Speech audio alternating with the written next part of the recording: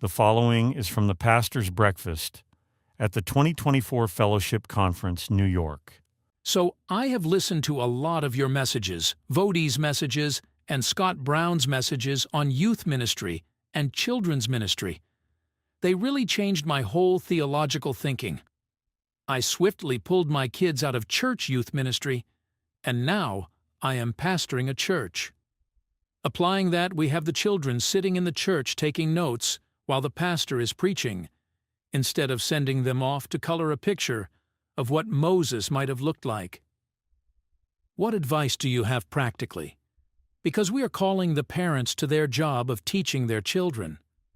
What other practical advice could you give in a church setting? Because I see that most children's ministry and youth ministries are a failure. I don't want to do this unbiblical thing just because youth ministry is popular and there are millions of dollars poured into it. This requires a great deal of balance. It also will be different for each church with regard to the gifted individuals that are in that church. I think we would all agree that it's good to have children there in the congregation. Yet at the same time, I want us to start recognizing some things.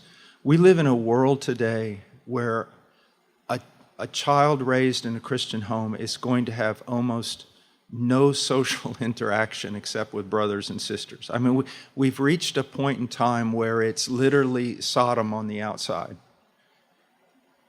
One of the big failures I do see in the homeschool movement, and I see in this idea of, children are going to be just in the main service, is, first of all, the greatest social interaction ought to be between the children and their parents, and then the children with one another in the context of a family. And yet, I think there is a great importance of also building a community within the church and opportunities for children to interact with children. Not that those, the children are becoming the role model for other children. That's not what I'm saying. Keep the family structure. But also know this. We have children sitting in services, and the service flies so far over their head that they don't understand anything that's going on. So we can, we're not raising Puritan children. There was a time when children studied Latin and Greek at 5 years old. And so we need to be very, very careful. How is the truth being communicated to them? You can say children's church is wrong, and I do disagree with that. You can say a lot of youth group stuff is wrong, and I would agree with you on that. But the question is, you Puritan pastors who oftentimes speak over the heads of even adults, because you're so enamored with what you're studying and do not realize that the average person in the pew doesn't have a clue what you're talking about, how are you going to actually communicate truth to that child? And then here's another thing.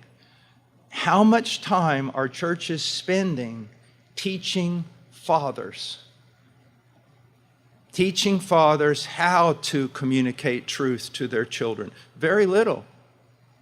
And so there ought to be classes in which we're saying, not just men, you should disciple your children, but we're going to teach you not one silly little lesson during some prayer breakfast, but we are going to months and months and months invest in you so that you can teach your children.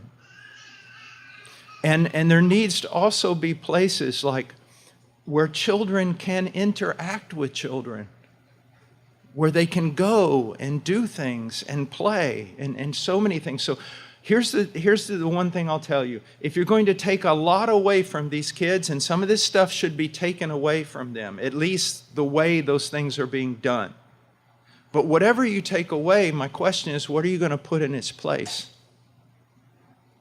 How is your... I'm going to just be honest with you. I'm no longer enamored with much of the language that we use. I'm no longer enamored with so many things. I've been studying, I really don't preach that much. I spend almost all my time taking care of missionaries and solving problems. But I look at pontificating, an hour-long sermon, everyone's proud about it, and I go, you could have said that in 20 minutes. And you could have used a lot different language because they're not reading the same Puritan books you are. Well, I'm preaching the truth. Is anyone understanding you? I mean, you went around in circles so many times that I don't even know if I can follow you, and I read the Puritans every day. I think we need to really sit down and take a look at how much truth is actually being communicated, not just to the children, but to the average man in the pew. I remember one time preaching, and I was preaching about the Great Commission. I was going on and on and on, and afterwards I saw him coming. A man came up to me, and I thought, okay, I need to get ready. I'm going to have to put this guy in a hold because he's going to take a swing at me. He was so angry. And I said, sir, let's just step aside over here. And this is what he said. He goes, you preachers. And I go, what do you mean? He goes, you're talking about all these glorious things, themes, and all these big words, and all this different stuff. My wife is ready to leave me. My children can't stand me. I got so many problems, and you're up here in glory, and I can't even understand what you're talking about. I think that's a good word. I love theology. How's that theology of yours getting down to those children? You boast about all our children are in the service. Wonderful. And what are they doing? So for me, my whole question is, what is the fruit of it? There's a lot of pride now about we don't have youth groups, and we don't have this, and we don't have that. And I guess that's, if you want to boast about that, but I know places, for example, out at Grace, John MacArthur's, where they have all kinds of things, and I hear children talking about truth that I don't even hear adults talking about, and they learned it in that children's group. I think that, we're really going to have to bump it up. We're really going to have to rethink. And I hope I'm hitting you here. I'm an older man, and I'm sitting there going, you know what? I'm so sick and tired of all this pontificating about so many things. Show me children that are growing in the faith. Show me actual people in the church who even understand what we're preaching. And I think this is very, very important. When I used to work with the Aguaduna tribe,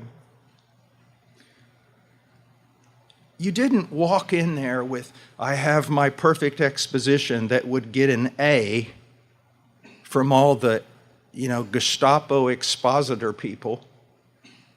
You sat there and you watched faces, like Spurgeon said, and you're trying to teach. Just get them to understand the basics of the doctrine of justification. And you come at it this way, and you see confusion on their face. So you come at it another way, and maybe call someone forward and take a towel and say, no, this represents your sin. It came on Christ.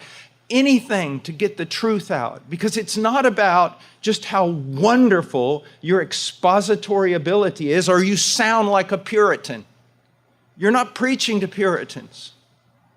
How are they being taught? Now, I know I'm rambling, but this thing with children. So they all sit in your service. Wonderful. Go to them and ask them, can you explain to me the doctrine of justification or anything that I just said in this hour-long sermon of mine?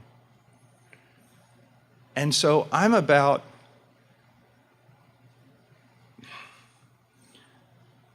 go to people and say, did you understand that sermon? Can you speak it back to me? Go to children. Tell me what you learned. Nothing? Okay. I need to change something. Because you will know everything. You'll know them by their fruit, but you'll also know your style of ministry by the fruit. I'm going to tell you something that make you, where all of you say, that guy's never coming back. I know right now an Arminian church that doesn't like Calvinism, and yet when I see the instruction of their children in the basic truths of the faith, it outshines at least most of the things I'm aware of. So the question is, who's actually learning? Another thing that's very important I want you to be careful of.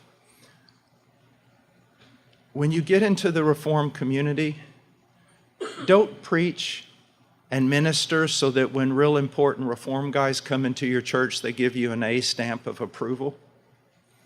Minister in order to care for the people where they're at. And so there are things, I want you to know that, brethren, someone asked me the other day, who's somebody that you really like to listen to? And they expected me to say, I said, David Jeremiah. I really like listening to him. I learn a lot. And his attitude and his heart. When I'm in a Reform conference and everybody, they ask all the speakers, who's your favorite preacher in history? And it's all, you've got to say John Calvin, or you've got to say this. I always go, J. Vernon McGee. And when everyone laughs, I go, how dare you? There was more wind and truth blowing through that man's sermons than all of you put together. What I want you to see is this. I am Reformed. I hold to the 1689. But be very careful that you don't fall into this rut where we're comparing ourselves by who's Reformed enough. They have children's church, or they have a school, or this or that. Don't do that. Look at the fruit of a man's ministry. Look at the fruit of the church's ministry. Soon we will post further videos from this question and answer session on I'llBeHonest.com